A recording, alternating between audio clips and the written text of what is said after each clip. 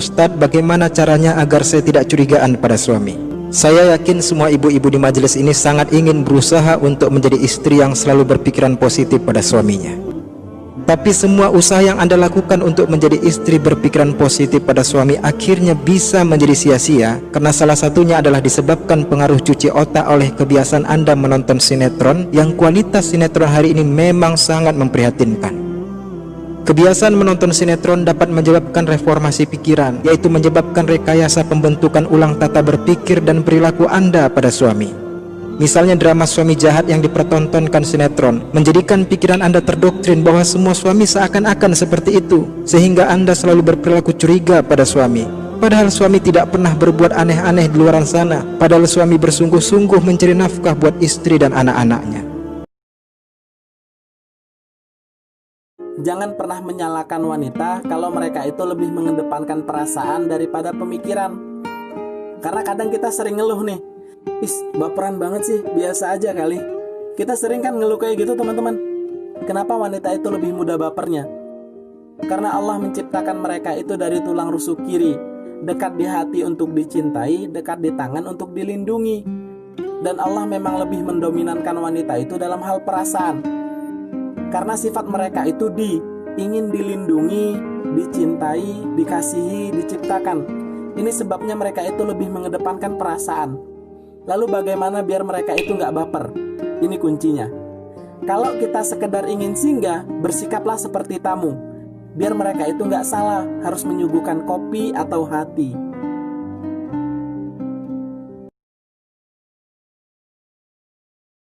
Jadi manfaatkanlah kesempatan kita kalau lagi dizolimi untuk ngedoain yang baik-baik. Kalau nggak bisa yang baik-baik buat orang lain karena nggak rela banget nih, minimal untuk diri sendiri, apa salahnya? Kan itu kesempatan banget kan buat kita berdoa dan Allah ijabah. Kalau nggak bisa ngedoain, ya Allah beri dia petunjuk, kayak rasanya agak-agak kayak nggak rela gitu kan. Udah jahatin saya, didoain yang baik lagi. Nggak semua orang mampu, realistis aja lah. Kalau nggak bisa gitu, minimal buat diri sendiri, ya Allah tambahkanlah kesabaran saya. Kok minta disabarkan? Berarti makin mau aja disakitin. Bukankah sabar itu kebaikan bahkan lebih dari setengah iman? Hampir bisa dibilang seluruh iman kita itu adalah intinya sabar. Sehingga yang dibilang orang mukmin adalah orang yang sabar. Orang yang sabar berarti dia mukmin.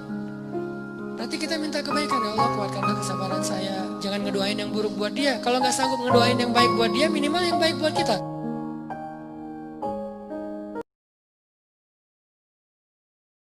Tidak boleh istri diam-diam buka HP suami.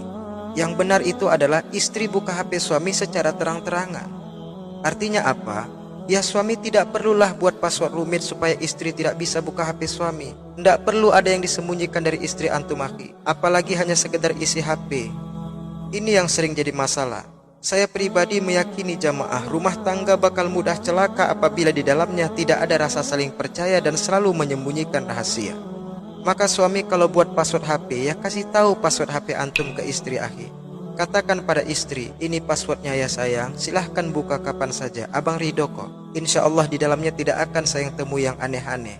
Masya Allah, kan enak kalau gitu rumah tangga jamaah.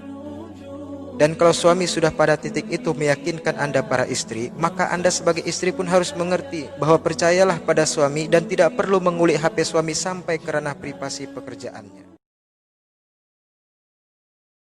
Sekalipun antum dan istri bertengkar, maka saya tegaskan jangan sampai antum menghina istri, jangan sampai antum mencela kekurangannya, apalagi sampai menghina keluarganya.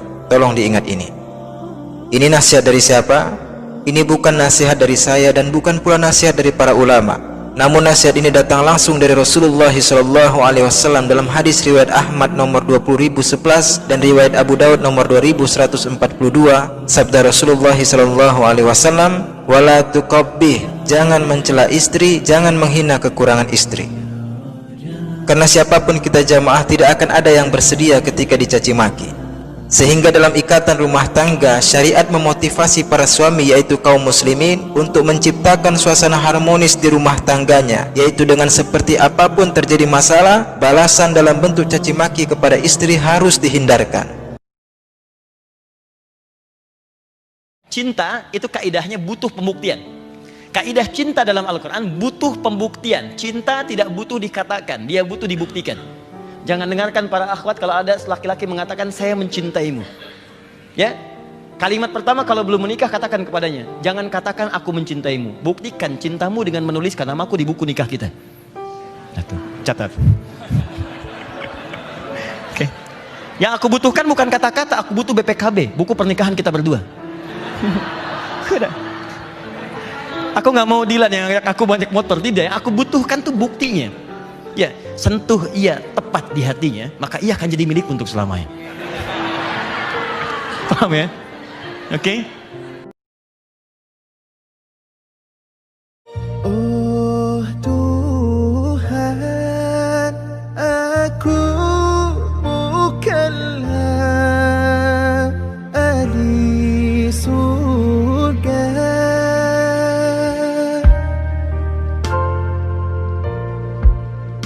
juga tak mampu menahan siksa neraka.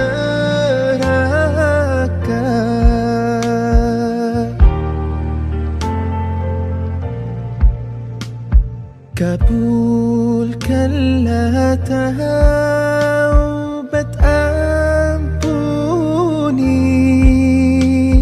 dosa-dosaku.